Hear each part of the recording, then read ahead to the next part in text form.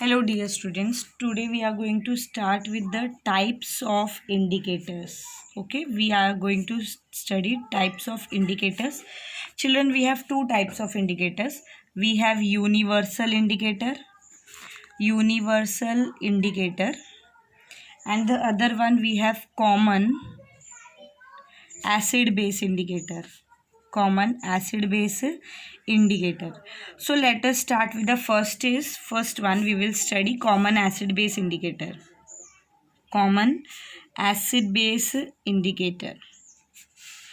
Now children, we have studied litmus solution. We have studied methyl orange, as well as we have studied phenolphthalein. Yes or no? Phenolphthalein.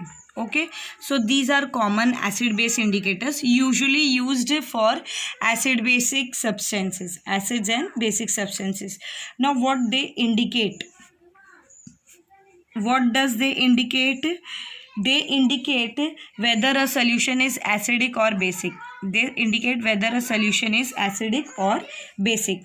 Now it cannot be used for determining the strength of the acid. It cannot determine strength, whereas pH can determine the strength. Are you getting? pH can determine the strength, but these indicators cannot determine the strength of the acidic or the basic solution. Even they cannot differentiate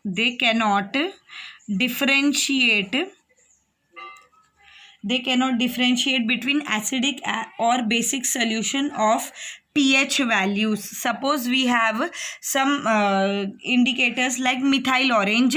Okay, it has a pH value ranging from 3 to 4. So what it does is, when you add these common acid base indicators in such pH value solution, so it will not show any change because the color of the solution keep on changing. Are you getting? Okay, then we have second type is your universal indicator. Now children, what are universal indicator? They are the mixture of organic dyes, okay, or mixed indicators, or they are mixed indicators. Okay, example we have pH paper or pH solution. We have. Okay, now what does it indicate? It indicates the strength. Or pH range of acidic and basic solution, Are you getting? What does it indicate? It indicates the strength of the pH range of acidic or the basic solution. Now where you can utilize this universal indicator for determining the strength. Children, strength means the concentration, whether the solution is weak acid or strong acid, weak base or strong base, like this. Okay, now it can differentiate between acidic and basic solution. It can differentiate between acidic and the basic solution by giving the different pH values. Are you getting? Okay, so here it can differentiate whether the solution is acidic or basic, but in this case it will not properly differentiate, okay, between the acidic and the basic solution. Sometimes what happens is the color of the indicator keep on changing. Okay, now we have one more type. We have litmus indicator. Actually, this litmus indicator is formed from the natural coloring matter obtained from certain lichens. Okay, what are lichens? Now during rainy season, you have seen on the walls there are some green algae growing. Yes or no? Small green chubby growth you will see. Okay, so it is a natural coloring matter.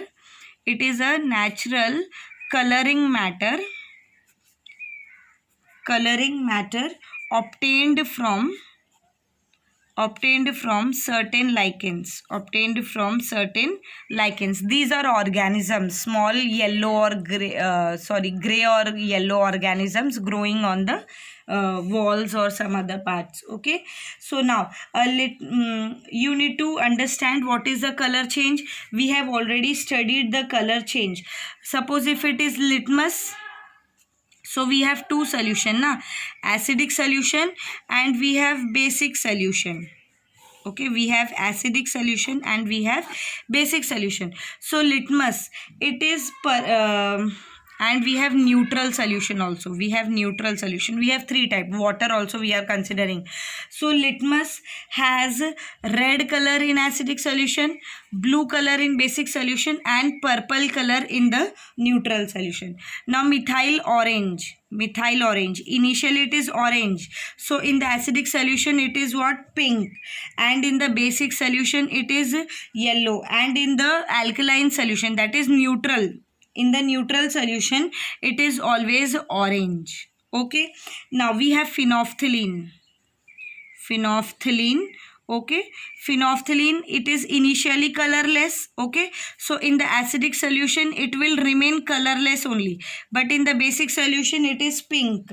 Okay, and in the neutral solution also it is colorless. Are you getting? Okay, so I hope that you are able to understand. Now what are the utility of the pH values, where we use this pH indicators? Uses of the pH indicators. Children, I will send you the chart. What are the uses of the indicators? Where we use the indicators. So we have some uses in agriculture. Suppose if the land is acidic, okay, so you can test the soil, whether the soil is acidic or basic, and what type of fertilizer you will add to change its acidity. Okay, so soil testing can be done here in the agriculture. In dairies also, that is the pH of the milk can be checked. Okay, whether if suppose sometimes what happens is the milk has turned sour in nature, so you can test it, okay, by using the solution indicator. So it will show you the pH of the milk. Now pH of the milk, if the pH of the milk is 6.6, then the milk is sour in taste. Okay, then it is also used in medicines. Okay, these indicators indicates the color of the urine as well as the blood. Usually whenever you have seen that if you are prone to any disease, so firstly the blood test and the urine test is done, yes or no? So we can use the indicators for the medicinal purpose also.